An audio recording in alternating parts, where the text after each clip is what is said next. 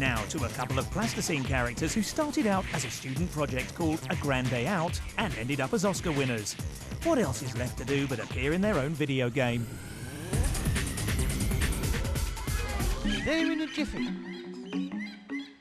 Wallace, the eccentric inventor and cheese lover, and Gromit, his heroic and intellectual dog, became plasticine heroes for the 90s with their short films The Wrong Trousers and A Close Shave.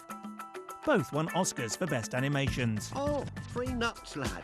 Better collect them. So now the time has come to make a video game. Animators are determined to hold on to that award-winning look. By trouble ahead. It's very important in all the films that we maintain a kind of handmade plasticine look, and that was one of the first things we talked about, you know, with Frontier and BAM, is to keep that handmade look, and so that it doesn't look like every other computer game, but has a unique look that reflects the films. Nick Park and Aardman Animations have been closely involved with BAM and Frontier development on the game's production. I love games anyway, so the last thing we wanted to do was just make a kind of spin-off thing. We wanted to do something that was a great game in itself.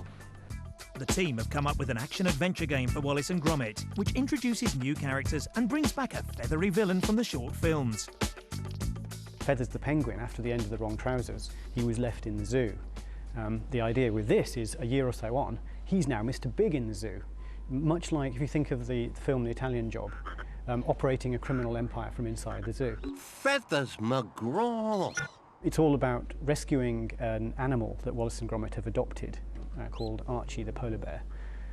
And that's the scenario for the game, where Wallace and Gromit are essentially rescuing the animals one by one. Everybody involved on this project was eager to remain loyal to the stop-motion animation effect and physical look of the plasticine characters from the original shorts. This was crucial in bringing the humour and charm of the films to a video game. Another blinking close shave. We were very fortunate in that Aardman made available a lot of their animators, as well as made available a lot of Nick Park's time, working both with BAM and with Frontier. And the biggest challenge was really to get the characters right. The first brief is that you mustn't be able to see a polygon. You know, he had to look like he's still a plasticine Gromit. And that required very high polygon counts, so you just get the smooth, rounded shape of Gromit, and also that you see the nice animation, so he's got a very detailed skeleton. What's beautiful about what we've managed to achieve on the current generation of consoles is that we can have a real 3D image that looks like it was done in plasticine. So we couldn't have done that on prior generations of video game consoles.